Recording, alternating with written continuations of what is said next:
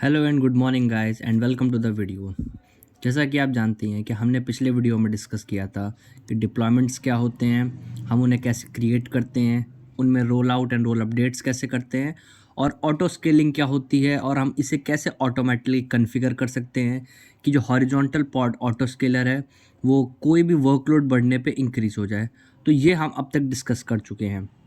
तो चलिए आज का टॉपिक हम देखते हैं कि आज हम क्या डिस्कस करने वाले हैं। तो बेसिकली आज मैं आपको बताने वाला हूँ एक नए क्यूबरनेटिस ऑब्जेक्ट के बारे में जो कि है सर्विसेज। हम बेसिकली देखने वाले हैं कि सर्विसेज क्या होती हैं और उनकी नेटवर्किंग को हम कैसे संभालते हैं। हम ये भी देखेंगे कि डीएनएस, कोर डीएनएस जो हमारे क्यूबरनेटिस के बहुत ही ज़रूरी कंपोनेंट्स हैं वो कैसे वर्क करते हैं। और ये है हमारी डिफरेंट सर्विसेज जिसके बारे में हम इन डेप्थ पढ़ने वाले हैं और देखेंगे कि सर्विसेज कैसे वर्क करती हैं, ये सभी सर्विसेज किन किन पार्ट्स पे और कैसे इस्तेमाल होती है। तो चलिए बिना देरी करते हुए आगे बढ़ते हैं। तो मैं आपको बताना चाहूँगा सबसे पहले कि क्यूबरनेटिस सर्विस क्या होती है। सो क्यूबरनेटिस सर्विस एक ऐसा ऑब्जेक्ट होता है जो कि अलाउ करता है हमें कि हम डिफरेंट कंपोनेंट से एक क्लस्टर के अंदर बात कर सकें। अब ये डिफरेंट कंपोनेंट्स कोई भी हो सकता है। सपोज करते हैं कि ये मैं एक यूज़र हूँ, ठीक है, और ये मेरा एक क्लस्टर है जिसके अंदर 3 पॉड्स चल रहे हैं, ठीक है। अब इन 3 पॉड्स में से इस पॉड के अंदर मेरा एक एंजिनिक्स सर्वर चल रहा है। अब इस यूज़र को इस एंजिनिक्स सर्वर को एक्सेस करना है, बट इस एंजिनिक्स सर्वर का एक्सेस तो सिर्फ इस क्लस्टर के अंदर है। तो ये हम कैसे कर सकते हैं? ये हम सर्विसेज की मदद से कर सकते हैं। अब इस पॉड को इस पॉड के साथ कनेक्ट करना है और इसको बातचीत करनी है, मीन्स इन सबको अपना डेटा शेयरिंग करना है। तो ये कैसे कर सकते हैं? ये लोग सर्विसेज की मदद से कर सकते हैं। अब मैं चाहता हूं कि मैं एक अपने AWS से एक लोड बैलेंसर लूँगा और मैं इन सबको इनसे पॉइंट करना चाहता हूं, ताकि मैं जब भी इस लोड बैलेंसर की URL पे क्लिक करूं तो मेरा रिक्वेस्ट इधर पे जाए। तो ये हम कैसे कर सकते हैं? ये हम सर्विसेज की मदद से कर सकते हैं। पर मैं आपको बताना चाहूँगा कि मुझे ऐसा लगता है कि अभी भी आपको समझ नहीं आया कि ये कैसे हो रहा है। तो चलिए इसे एक लाइव एग्जाम्पल से समझते हैं। तो चलिए अब एग्जाम्पल को देखते हैं।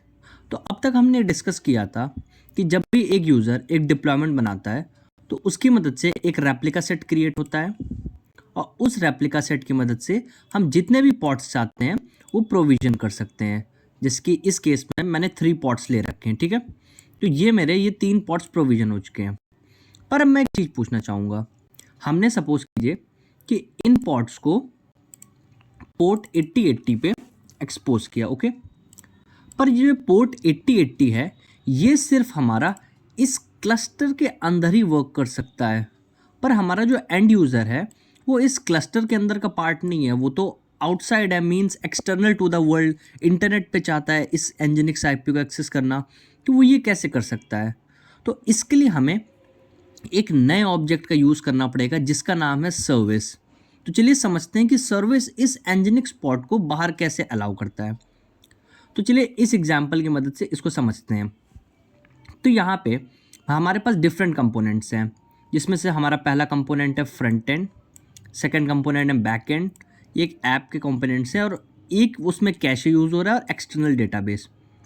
अब सपोज करें कि एक यूज़र है जो कि फ्रंट एंड को एक्सेस करना चाहता है और उसे कोई भी एक्सेस नहीं होना चाहिए सिवाय फ्रंट एंड के। मतलब उसे ना ही कैशे मिलना चाहिए, ना ही उसे बैक एंड मिलना चाहिए, means at the front end level, ना ही एक्सटर्नल डेटा पे। उनको इन सब का एक्सेस नहीं होना चाहिए, सिर्फ और सिर्फ उसे फ्रंट एंड का एक्सेस होना चाहिए, ओके। ये हमने अब तक डिस्कस किया। पर और इसके अलावा एक और कंडीशन है, वो ये कि फ्रंट एंड के पास बैक एंड का और फ्रंट एंड के पास कैशे का एक्सेस होना चाहिए और बैक एंड के पास हमारे डेटाबेस का एक्सेस होना चाहिए। पर हम ये नेटवर्किंग कैसे कर सकते हैं? मींस कैसे अलाउ कर सकते हैं कि यूज़र्स के पास सिर्फ फ्रंट एंड का हो, सिर्फ फ्रंट एंड के पास बैक एंड और कैशे का हो और सिर्फ बैक एंड के पास एक्सटर्नल डेटाबेस का हो? तो ये हम कैसे अकम्प्लिश कर सकते हैं? ये हम कर सकते हैं सर्विस की मदद से। तो इसके लिए हम बेसिकली एक सर्विस ऑब्जेक्ट बनाएंगे, ओके। हम उस सर्विस ऑब्जेक्ट को हर कंपोनेंट के बीच में लगाएंगे। सपोज करें हमारा जो यूज़र है और जो फ्रंट एंड है, हम उसके बीच में एक सर्विस लाएंगे। हम उस सर्विस में कॉन्फ़िगर करेंगे कि वो सर्विस सिर्फ और सिर्फ फ्रंट एंड और यूज़र के बीच में एक कम्युनिकेशन दे सके। तो वो बेसिकली क्या करेगा, जो हमारा ये सर्विस है, ये बेसिकली जो रिक्वेस्ट होगी जो कि यूज़र की तरफ से उस ऑब्जेक्ट पे आएगी, वो उसे एनजिनिक्स को पास ऑन करेगा। फिर जो रिक्वेस्ट एनजिनिक्स के पास आएगी, हम उसके लिए एक डिफरेंट सर्विस बनाएंगे और उस डिफरेंट सर्विस को इन दोनों के बीच में कॉन्फ़िगर करेंगे। ओके, तो मैं जिसके आपको बना के दिखाता हूँ, हम यहाँ पे भी एक सर्विस कॉन्फ़िगर करेंगे। उसके बाद जो भी रिक्वेस्ट हमारी एनजिनिक्स के पास आएगी जो कि बैकएंड की होगी, तो हम उसको बैकएंड से कनेक्ट करेंगे सर्विस की मदद से। इसी तरीके से इस सर्विस को हम एक्सटर्नल डेटाबेस के बीच में भी लगाएंगे। तो ये बेसिकली एक वर्कफ्लो होता है सर्विस का, कि सर्विस कैसे दो कंपोनेंट्स के बीच में मदद करता है। सर्विस में बस एक डिसएडवांटेज है कि हम एक सर्विस से सिर्फ दो कंपोनेंट्स के बीच में ही एक एक्सटर्नल फ्लो बैठा सकते हैं। अगर हमें मल्टीपल करना है तो हम वो भी कर सकते हैं, बट उसके लिए हमें सर्विस मैश का इस्तेमाल करना पड़ेगा, जो कि हम आगे पढ़ेंगे। तो बेसिकली इसकी मदद से हमारा जो यूज़र है वो सिर्फ फ्रंट एंड को एक्सेस कर सकता है, और जो फ्रंट एंड है वो सिर्फ बैक एंड और कैशे को एक्सेस कर सकता है। तो ये था बेसिकली सर्विस के बारे में। तो चलिए अब पढ़ते हैं कि सर्विस कितने टाइप्स की होती हैं। तो मैं आपको बताना चाहूँगा, हमारे पास बेसिकली 4 टाइप की सर्विस होती हैं। First is node port, second is cluster IP, third is load balancer, and the third is external name. Okay, तो मैं आपको बताना चाहूँगा कि जो ये 3 सर्विस होती हैं, which are node port, cluster IP and load balancer, ये बाय डिफ़ॉल्ट कुबरनेटिस सपोर्ट करता है और ये तीनों आप इनकी नॉर्मल कॉन्फ़िगरेशंस में यूज़ कर सकते हैं। बट एक्सटर्नल नेम एक ऐसी सर्विस है जिसके लिए आपको एक एक्स्ट्रा प्लगइन इंस्टॉल करना पड़ेगा, और वो इस बहुत डिफ़िकल्ट पड़ जाता है इन द क्लस्टर।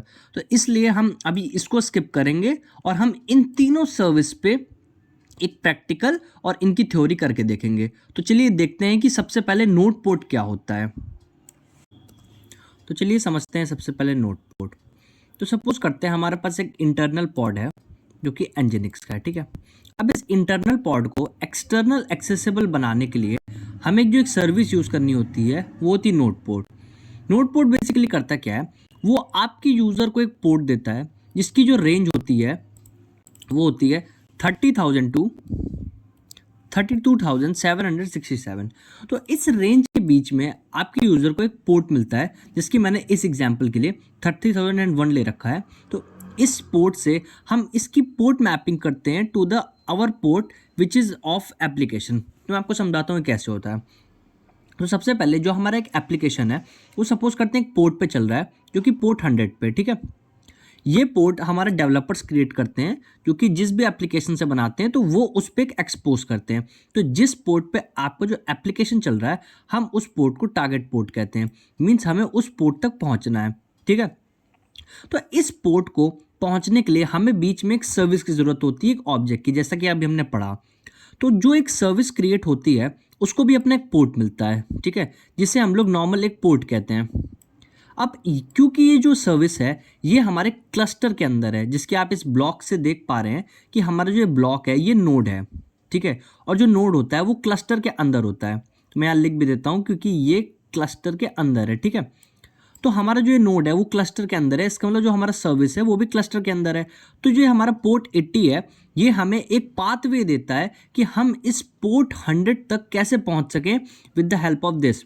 तो हम जब इस सर्विस को क्रिएट करते हैं तो ये ऑटोमेटिकली हमें एक पोर्ट देता है इस रेंज के बीच में। तो सपोज करते हैं मेरे को इसने एक ये पोर्ट दिया, ठीक है। अब इस पोर्ट से हम इस एनजिनिक्स सर्विस पे जब क्लिक करेंगे तो ये जो रिक्वेस्ट होगी ये हमारी इस सर्विस पे जाएगी। अब क्योंकि ये सर्विस क्लस्टर के अंदर है तो कोई भी चीज़ जब क्लस्टर के अंदर है तो वो उस सर्विस को एक्सेस कर सकती है।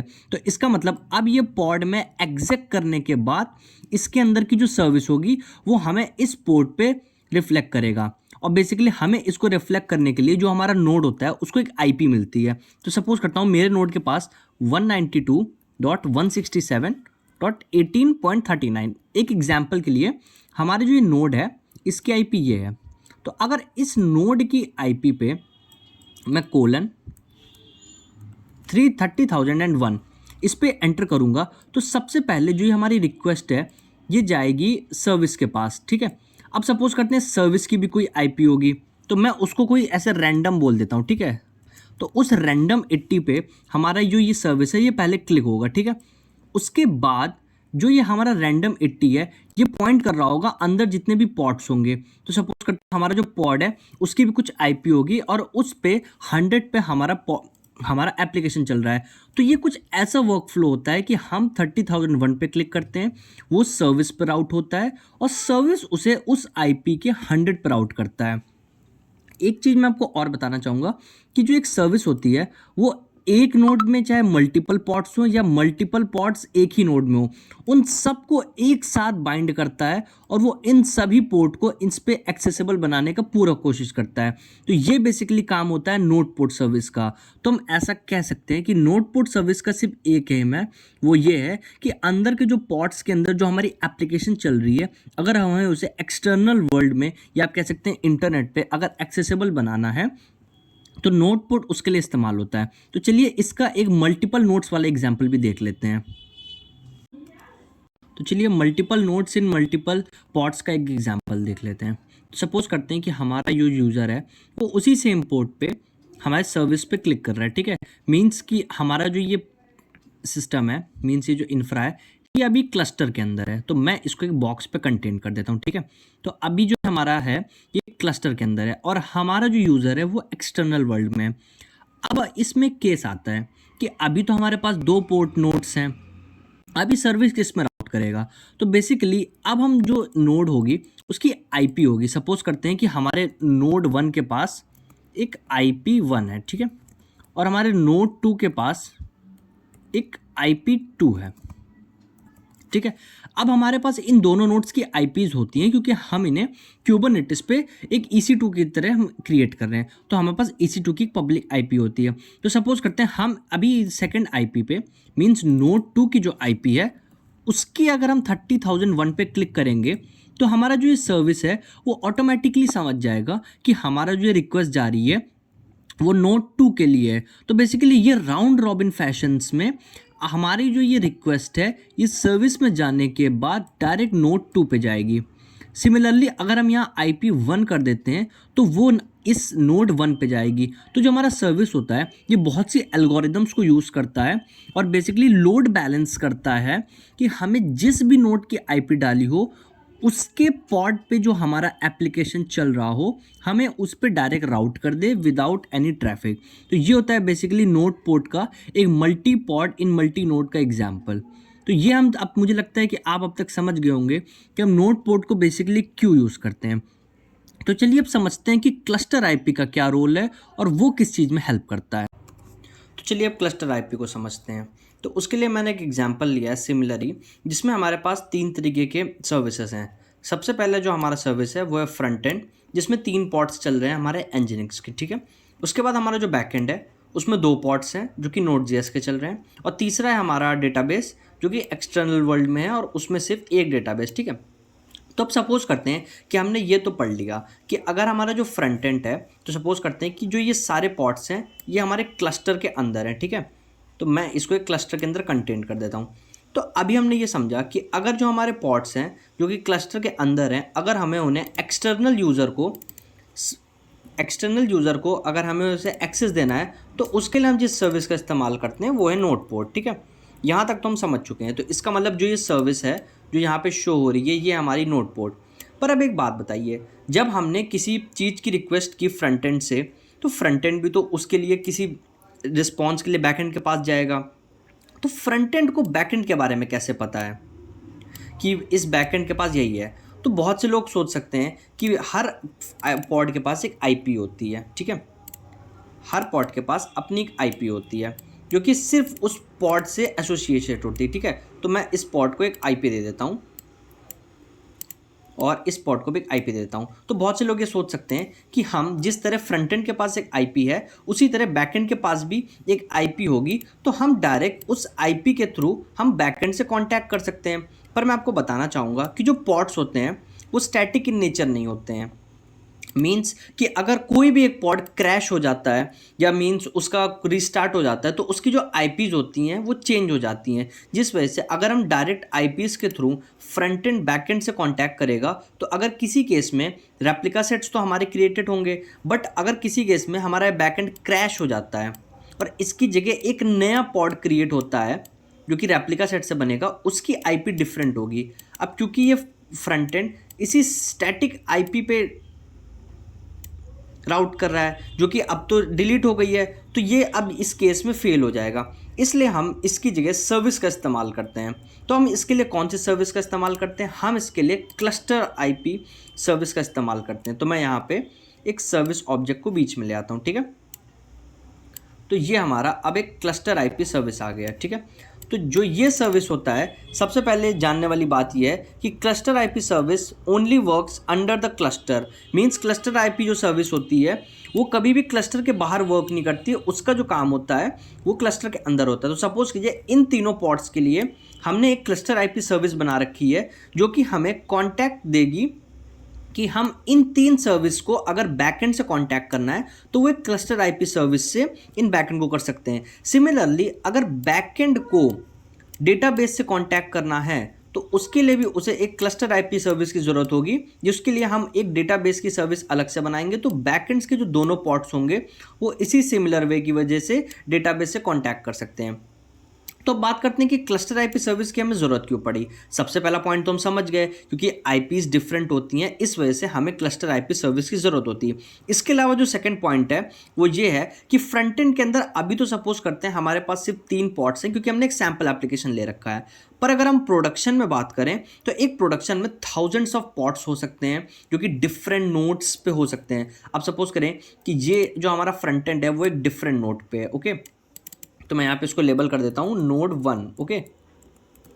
अब सपोज करें इसी सिमिलर वे में ये हमारा नोड 2 पे हो और ये हमारा नोड 3 पे हो। अब इस डिफरेंट नोड्स के लिए अगर हम एक एक सर्विस बनाने लगे जो कि नोड पोर्ट की होगी तो ये हमारे लिए बहुत टीडियस हो जाएगा कि हम उसे कैसे मैप करें कि कौन सी सर्विस किसके लिए होती है। तो इस चीज़ में भी क्लस्टर आईपी बहुत मदद करता है। वो सिर्फ एक पॉड के लिए नहीं बनती है, वो एक ग्रुप ऑफ पॉड्स के लिए बनती है जिसको हम लेबल्स कर सकते हैं। सपोज करते हैं कि हमने इन जितने फ्रंट एंड पॉड है उनको एक लेबल दे रखा है ENV फ्रंट, ओके।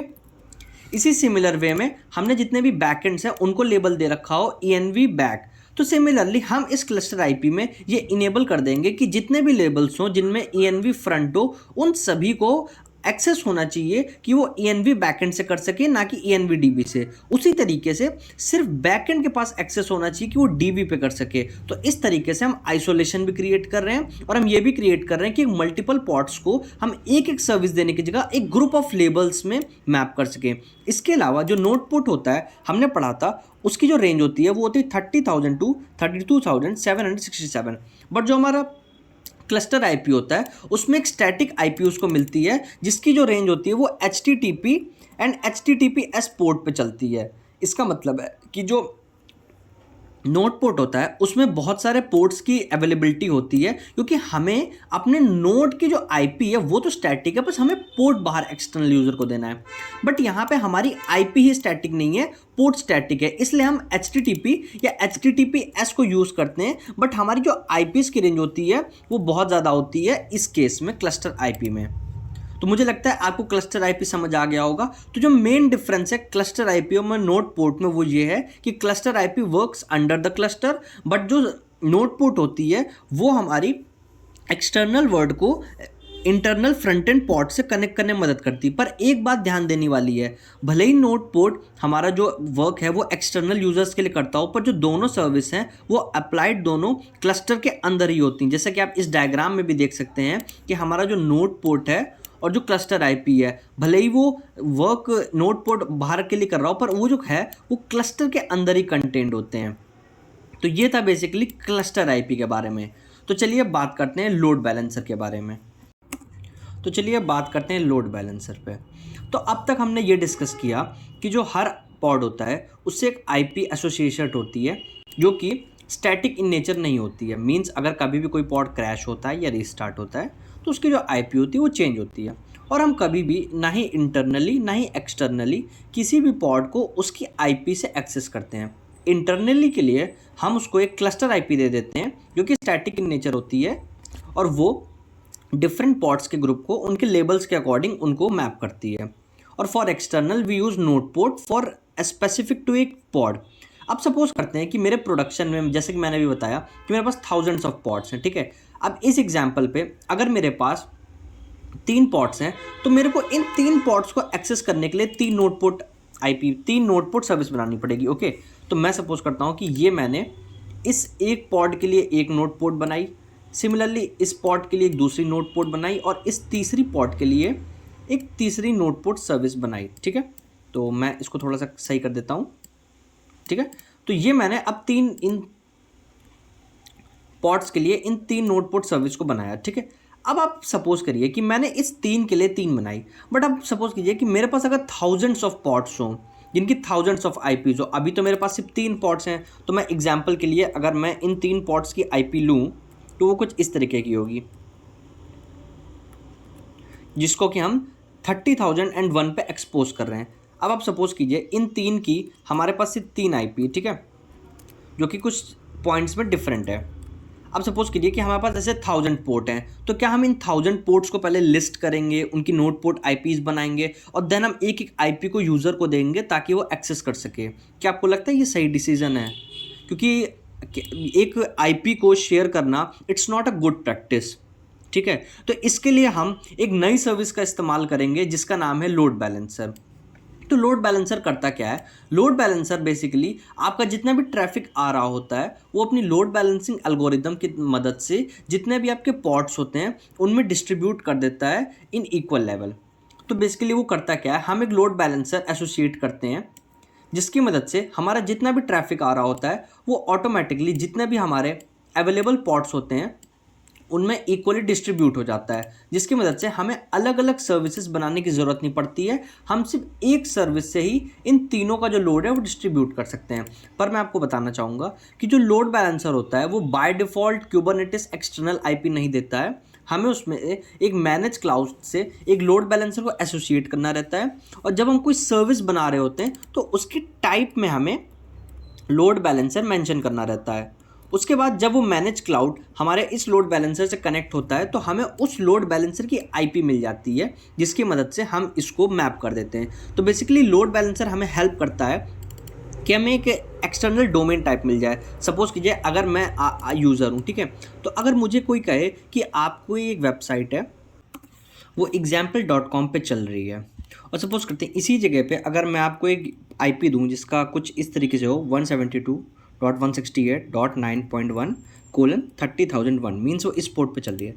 तो आप मुझे बताइए आपको कौन सी चीज़ याद रखने में ईजियर रहेगा? अगर आप रोज़ इस वेबसाइट पे विजिट करते हो तो आपको example.com ज़्यादा रिमेंबर रहेगा कि ये आईपी? जिसी वजह से अगर हम अपने यूज़र्स को आईपी प्रोवाइड करें तो उन्हें बहुत दिक्कतें हो सकती हैं। मींस अगर उनको किसी डिफरेंट पॉट की आईपी, मान लीजिए मैंने इसकी आईपी दी और इस पॉट पे बहुत ज़्यादा ट्रैफिक है जिस वजह से बहुत लैग हो रहा है। पहली बात तो ये प्रॉब्लम हमारी लोड बैलेंसर ने सॉल्व कर दी। इसके अलावा यूज़र्स को आईपी को याद रखने में दिक्कत होगी, जिसकी वजह से उन्हें सिर्फ एक डोमेन याद रखना है, और जिसमें भी ट्रैफिक सबसे ज़्यादा कम होगा इन तीनों पॉट्स में या थाउजेंड्स ऑफ पॉट में, उन्हें उसमें डायरेक्ट राउट कर दिया जाएगा। तो ये कुछ एडवांटेजेस हैं लोड बैलेंसर के। तो चलिए अब इन तीनों सर्विसेज का प्रैक्टिकल करके देखते हैं। ठीक है, तो चलिए अब हम अपना प्रैक्टिकल स्टार्ट करते हैं। तो मैं सबसे पहले दिखा देता हूँ कि मेरा जो क्लस्टर चल रहा है कि नहीं, उसके लिए मैं चेक कर लेता हूँ kubectl get nodes। तो आप देख सकते हैं मेरे क्लस्टर में 2 नोड्स चल रही हैं, जिसमें से एक मेरा कंट्रोल प्लेन नोड है और दूसरा मेरा वर्कर नोड है। ठीक है, तो अब चेक कर लेते हैं कि हमारे कोई रनिंग पॉट्स तो नहीं है। उसके लिए हम लिखेंगे kubectl get pod। तो आप देख सकते हैं हमारे अभी 4 पॉट्स जो कि डिप्लॉयमेंट्स के अंदर आते हैं और रेप्लिका सेट्स की मदद से क्रिएट हुए हैं वो एनजिनिक्स के चल रहे हैं। तो अब हम चलिए देखते हैं कि इस एनजिनिक्स के पॉट को हम बाहर से कैसे एक्सेस कर सकते हैं। तो उसके लिए हमें सर्विस फाइल लिखनी होगी। तो चलिए अब उसे हम YAML में कैसे लिखते हैं वो चेकआउट करते हैं। तो उसके लिए मैं लिखता हूँ, सबसे पहले हम नोड पोर्ट सर्विस लिखेंगे क्योंकि हमें इसे बाहर एक्सेस करना है, तो उसके लिए हमें नोड पोर्ट लिखना होगा। तो मैं नोड पोर्ट सर्विस बनाता हूँ। अब चलिए देखते हैं कि हम उसे कैसे लिखते हैं। तो सबसे पहले हमें नोड पोर्ट सर्विस बनाने के लिए जो YAML फाइल होती है उसके मेन 4 एलिमेंट्स लिखने होंगे, which are API version, kind, metadata and spec. Okay, अब हमें पता करना है कि हमारे सर्विस का API वर्जन क्या होता है। तो उसके लिए आपको मैंने पहले ही बताया था, आप kubectl एक्सप्लेन से चेक कर सकते हैं। तो मैं सर्विस को शॉर्ट फॉर्म में लिख रहा हूँ विच इज़ SVC। ओके, आप इसको भी यूज़ कर सकते हैं। तो आप जब इसको प्रेस करने के बाद एंटर करेंगे तो आप देख सकते हैं कि हमारा जो सर्विस है उसका काइंड सर्विस होगा विच S कैपिटल एंड वर्जन होगा V1। तो चलिए हम इसे यहाँ मेंशन कर देते हैं। तो हमारा जो काइंड होगा वो सर्विस होगा और जो वर्जन होगा वो होगा V1। उसके बाद हमें मेटा डेटा में नेम्स देना होगा, तो मैं इसको दे देता हूँ नोट पोर्ट SVC। उसके बाद हमें लेबल्स देना होगा। अब क्योंकि हम इसे अपने डिप्लॉयमेंट्स में करने की कोशिश कर रहे हैं तो हमें इसलिए डिप्लॉयमेंट्स का लेबल देना होगा। तो उसके लिए सबसे पहले डिप्लॉयमेंट्स का लेबल्स चेकआउट कर लेते हैं। तो उसके लिए आपको लिखना पड़ेगा kubectl get pod hyphen show labels. Okay, इसके बाद आप देख सकते हैं कि यहाँ पे हमारा लेबल शो हो रहा है env demo। ठीक है, तो हम भी इसी लेबल का यूज़ करेंगे क्योंकि हमें इन डिप्लॉयमेंट्स में ही इस सर्विस को डिप्लॉय करना है। तो हम इसलिए इस लेबल्स को यहाँ पुट कर देते हैं। ठीक है, और यहाँ पे हमें कोलन देना होगा। अब उसके बाद स्पेक की बारी आती है। तो स्पेक पे हम सबसे पहले उसका टाइप डिफाइन करते हैं जो कि हमारा है नोट पोर्ट, जिसमें हमारा N और P कैपिटल होगा। ठीक है, तो मैं इसको यहाँ से चेंज कर देता हूँ नोट पोर्ट। अब उसके बाद हमें यहाँ पे एंटर करना होगा और पोर्ट्स मेंशन करने पड़ेंगे। जैसे कि मैंने बताया था कि नोट पोर्ट में हमें 3 पोर्ट्स मेंशन करने पड़ते हैं। सबसे पहला होता है हमारा पोर्ट। उसके बाद हमारा होता है, क्योंकि ये लिस्ट में है तो मैं इसको एक लिस्ट में बना के चल रहा हूँ। उसके बाद होता है हमारा टारगेट पोर्ट एंड देन हमारा होता है नोट पोर्ट। ठीक है, नोट पोर्ट। तो मैं अभी चेक कर लेता हूँ कि इसका नोड में N कैपिटल होंगे स्मॉल, वो हम अगर कोई एरर आता है तो चेकआउट करते हैं। तो हम जो सर्विस है उसको अपने क्लस्टर के अंदर 80 पोर्ट पर चलाना चाहते हैं। और आप जानते ही होंगे कि हमारा जो Nginx होता है वो 80 पे चलता है, तो उसका जो टारगेट पोर्ट है वो 80 है। और हम नोड पोर्ट को 30,001 दे देते हैं, जैसा कि हमने एग्जाम्पल्स में देखा भी था। ठीक है, उसके बाद अब हम सेलेक्टर्स लिखेंगे। सेलेक्टर्स में हम बेसिकली बताएंगे कि हमें किस डिप्लॉयमेंट में जो लेबल्स हैं उनके हिसाब से देना है। तो हम बेसिकली जिसमें भी env demo लिखा हो, ऐसे लेबल्स के जितने भी डिप्लॉयमेंट्स हैं उनमें जो ये सर्विस है वो अप्लाइड हो जाए। इसके बाद अब हम इसे अप्लाई करते हैं। तो उसके लिए हम सबसे पहले अपना टर्मिनल ओपन कर लेते हैं। ठीक है, अब हमने अपना टर्मिनल ओपन कर लिया और यहाँ पे हम लिखेंगे kubectl अप्लाई -f हमारी फाइल का नाम जो कि notepot.yaml है। या आप इसके अलावा क्रिएट भी कर सकते हैं क्योंकि हम इसे पहली बार क्रिएट कर रहे हैं। अगर आप पहली बार क्रिएट कर रहे हैं तो आप क्रिएट कमांड लिख सकते हैं। तो आप देख सकते हैं हमारी जो सर्विस है वो क्रिएट हो गई है। तो चलिए अब इसे चेकआउट कर लेते हैं। तो उसके लिए आपको लिखना पड़ेगा kubectl गेट सर्विस। तो आप देख सकते हैं हमारी नोटपुट सर्विस यहाँ पे एक्सपोज हो चुकी है जो कि नोटपुट सर्विस के नाम से। ठीक है, और ये उसकी क्लस्टर आईपी है। आप देख सकते हैं कि भले ही हमने इसे क्लस्टर आईपी के अंदर नहीं बनाया है, फिर भी नोट पोर्ट को अंदर किसी भी पोर्ट से बात करने के लिए एक क्लस्टर आईपी दी जाती है। ठीक है, तो अब चलिए देख लेते हैं ये किस नोड पे हमारा डिप्लॉयड है। तो उसके लिए हमें चेक करना पड़ेगा कि कौन से पोर्ट्स हैं हमारे। तो उसके लिए हम लिख लेते हैं kubectl गेट पोर्ट, और ये हमारे वो पोर्ट्स हैं जिन पे ये सर्विस अप्लाइड है इन चारों पे। तो हम किसी भी एक पोर्ट को डिस्क्राइब करके देख लेते हैं। तो उसके लिए हम लिखेंगे kubectl डिस्क्राइब पॉड और उस पॉड का नाम जो कि मैं यहाँ से कॉपी पेस्ट कर देता हूँ। ठीक है, तो आप देख सकते हैं इस पॉड पे सर्विस अप्लाइड है और ये पॉड हमारे कौन से नोड पे, तो हम उसका नोड नेम देख लेते हैं। तो आप देख सकते हैं ये हमारा इस नोड पे है जो कि M02 है। अगर आप इस नोड की आईपी को मीन्स ये कॉपी पेस्ट करके :30,001 करेंगे तो आपको Nginx सर्वर दिख सकता है। बट क्योंकि मैं अभी लोकल पे हूँ जो कि मिनी क्यूब है, तो मैं इसको पब्लिक आईपी की जगह कर्ल करके दिखा देता हूँ। तो उसके लिए मैंने जो उसकी आईपी थी उसको कॉपी कर लेता हूँ। ठीक है, और यहाँ से इसको यहाँ पेस्ट कर देता हूँ और इसके आगे मैं लिखता हूँ :30,001। तो आप देख सकते हैं कि वेलकम टू Nginx मीन्स हमारा जो ये आईपी है इस पे हमारा Nginx पेज शो हो रहा है। आप यहाँ से चेकआउट भी कर सकते हैं। इसके अलावा आप इसको लोकल होस्ट से भी चेक कर सकते हैं, लोकल होस्ट :30,001। ठीक है, अभी ये इस पे इसलिए नहीं चल रहा है क्योंकि हमने इसकी पोर्ट फॉरवर्डिंग नहीं की है और मैं अभी उस कॉन्सेप्ट को आपको नहीं बताना चाहता हूँ क्योंकि आप उससे कंफ्यूज हो सकते हैं। जैसे ही हम पोर्ट फॉरवर्डिंग के बारे में पढ़ेंगे तो आप उसके साथ इसको लोकल होस्ट पे भी चेक कर सकते हैं। बाकी अभी नॉर्मल के लिए आप जो जिस भी पोर्ट पे डिप्लॉयड है उसकी नोड आईपी पे :30,001 पे आप चेक कर सकते हैं कि हमारा जो Nginx है वो डिप्लॉयड है। तो ये था बेसिकली हमारा नोड पोर्ट का प्रैक्टिकल। तो चलिए अब हम लोग क्लस्टर आईपी पे चलते हैं और देखते हैं कि क्लस्टर आईपी पे कैसे प्रैक्टिकल वर्क करता है। तो उसके लिए हम सबसे पहले एक नई फाइल बना लेते हैं जिसका हम नाम देते हैं cluster.yaml। ठीक है, तो ये मैंने इसकी फाइल का नाम दे दिया है और मैं इसको यहाँ पे ओपन कर लेता हूँ। तो मैं आपको बताना चाहूँगा कि जो क्लस्टर आईपी होती है उसमें और जो इस सर्विस फाइल में इसमें ज़्यादा डिफरेंस नहीं होता है। तो अगर मैं इसे कॉपी करके इस क्लस्टर आईपी पे पेस्ट करूँ तो उसके बाद हमें इस पर क्या क्या करना होगा मैं आपको बताता हूँ।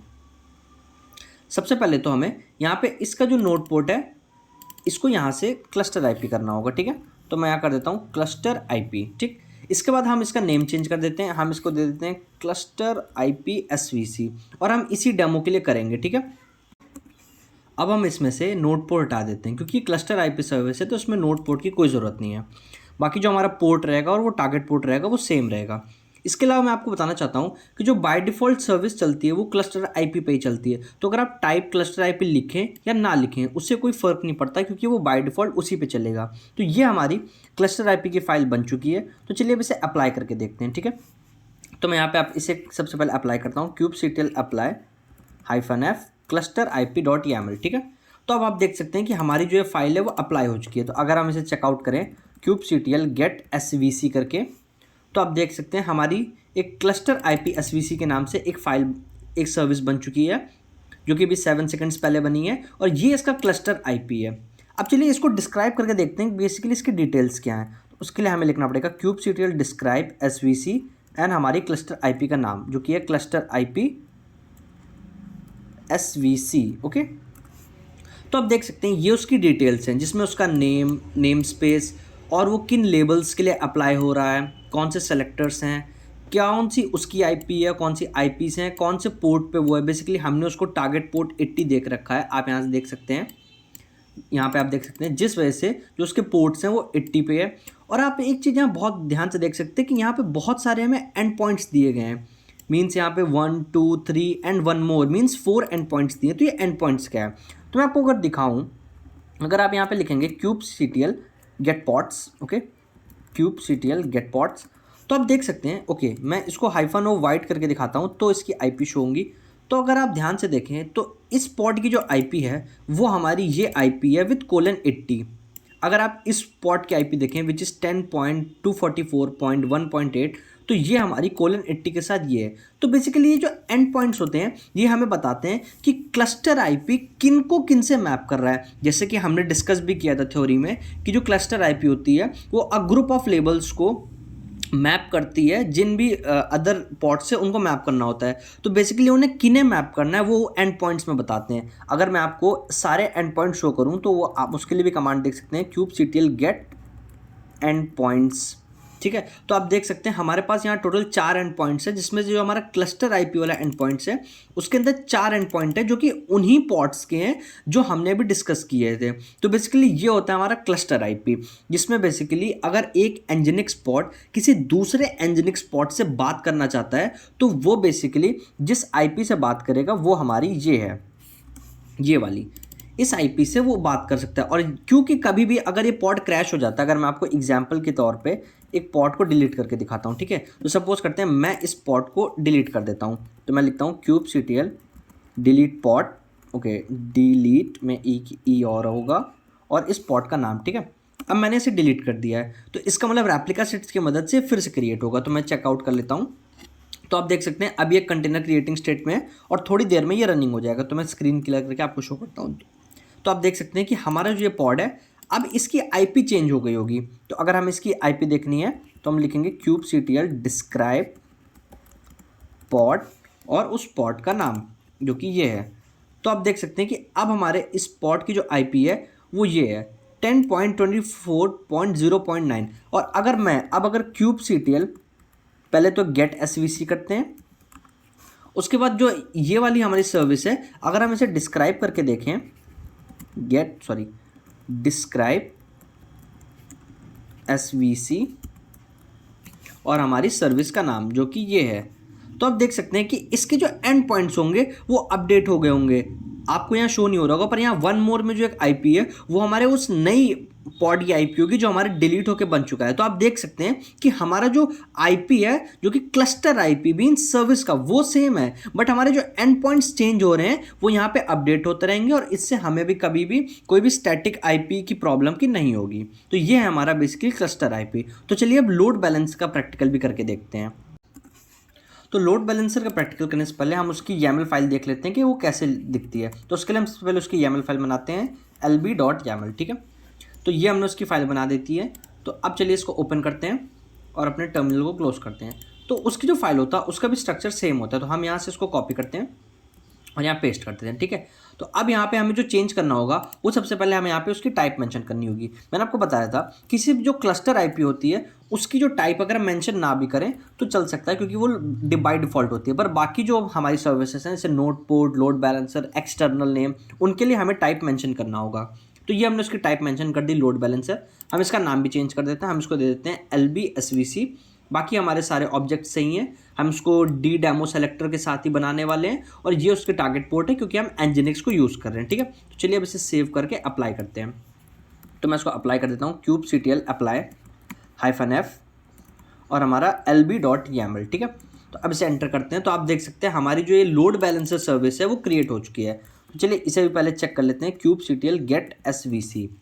तो आप देख सकते हैं ये हमारी जो एक लोड बैलेंसर LVC नाम की एक फाइल बनी है, सॉरी सर्विस बनी है, उसका जो एक्सटर्नल आईपी है वो भी पेंडिंग है। तो मैं आपको बताना चाहूँगा कि इस एक्सटर्नल आईपी पे आपका लोड बैलेंसर का URL आता है, क्योंकि मैं इसमें एक local mini cube cluster use कर रहा हूँ, जिस वजह से हम अभी कोई क्लाउड मैनेज पे नहीं, जिसलिए मैं कोई LBA भी बना नहीं सकता। बट अगर आप किसी क्लाउड में इसे डिप्लॉय करते हैं और उसमें चेकआउट करते हैं तो उसमें आपको एक लोड बैलेंसर का URL यहाँ से मिल जाएगा, जिस पे जाके आप इस एनजिनिक्स पॉड को वहाँ से एक्सेस कर सकते हैं। बाकी अगर आप इसकी डिटेल्स देखना चाहते हैं तो आप यहाँ से चेकआउट कर सकते हैं kubectl describe svc और हमारी सर्विस का नाम विच इज़ LBSVC, ठीक है।